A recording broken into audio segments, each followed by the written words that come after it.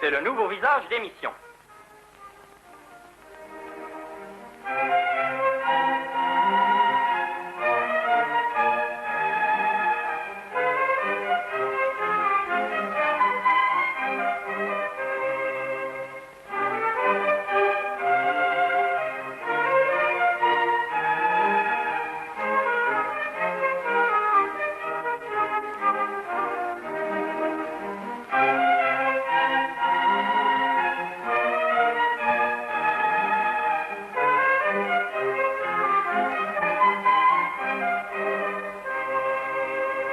Mais en feuilletant les vieux numéros d'émissions catholiques, ceux des années 1880, on ne peut se défendre d'une nostalgie. Ça avait une allure, on dirait du Jules Verne.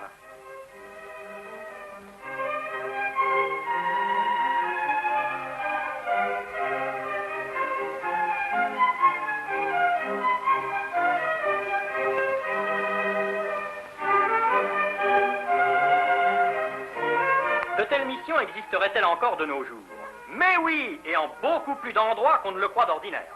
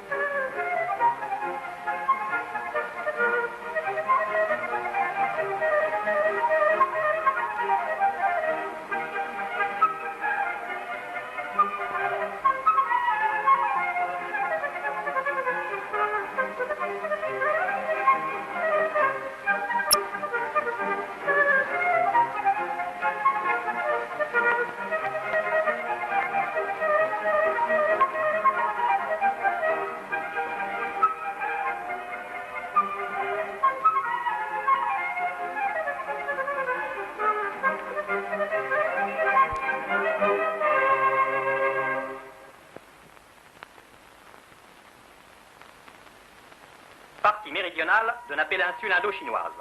Thaïlande, Cambodge, Laos et Vietnam. Entre la vallée du Mékong et la mer de Chine, la zone des Grands Plateaux. De Saïgon à Kontum, point central des Grands Plateaux, 600 km. L'aventure commence dès la zone montagneuse, où l'on peut faire des dizaines de kilomètres sans rencontrer âme qui vive. La route, saccagée par les grandes pluies d'été, devient de plus en plus dure. En certains points, on doit même l'armer au bambou pour l'empêcher de déguerpir. Une panne, cela signifie alors quelque chose. Un véhicule peut rester là plusieurs jours, et même jusqu'à la fin de ses jours.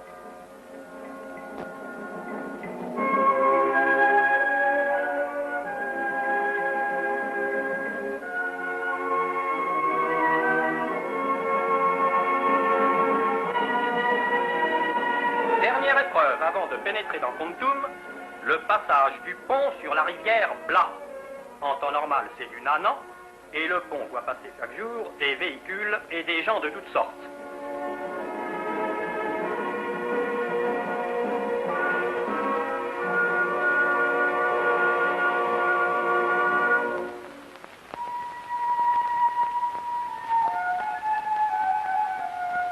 Quand la rivière gonfle au début de l'été, elle arrive au tablier du pont, et c'est la providence des lavandières.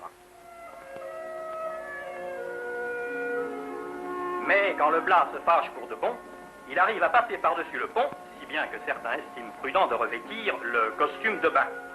C'est alors la terreur des chauffeurs, car on peut en sortir sans trop s'en apercevoir.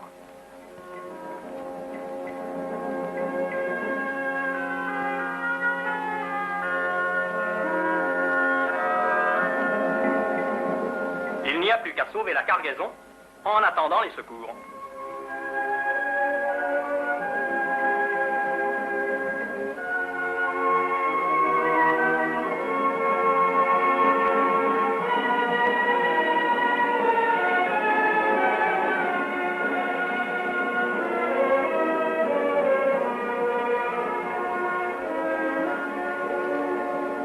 Somme toute, un grand lavage à l'œil. Kontum, nom qui sonne comme deux coups de gong, est un village qui a la superficie d'une ville. Les rues de Kontum ont quelque chose de vague, d'inachevé et d'inattendu.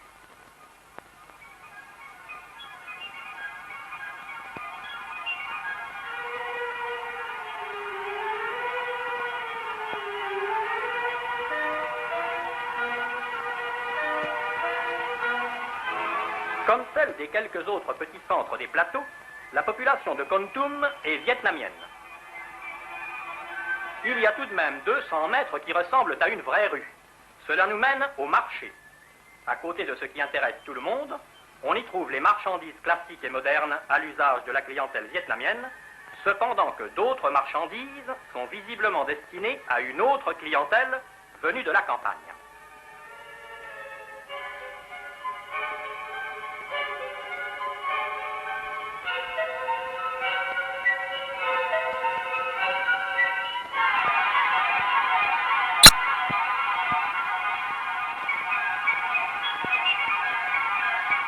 Et tout se passe dans l'ordre, sous l'œil vigilant du shérif.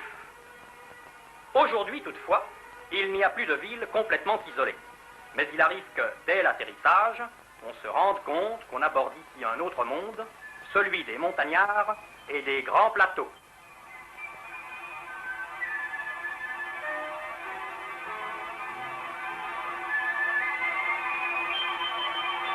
Ces plateaux s'étagent en moyenne de 400 à 1000 mètres.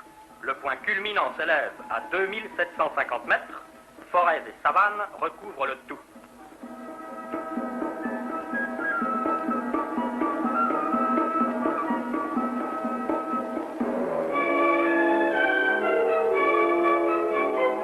Les grands plateaux connaissent deux saisons, un été pluvieux et un hiver sec.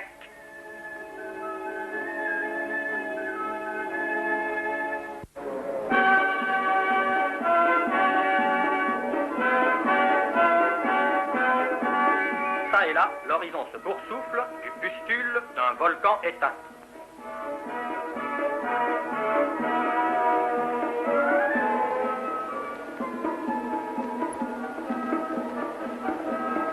Dans certains cratères morts dorment des lacs.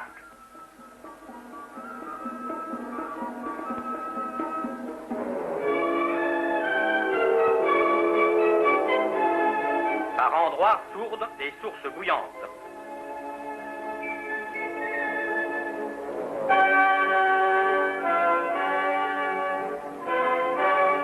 De brusques dépressions en gradins coupent les rivières de nombreuses cataractes.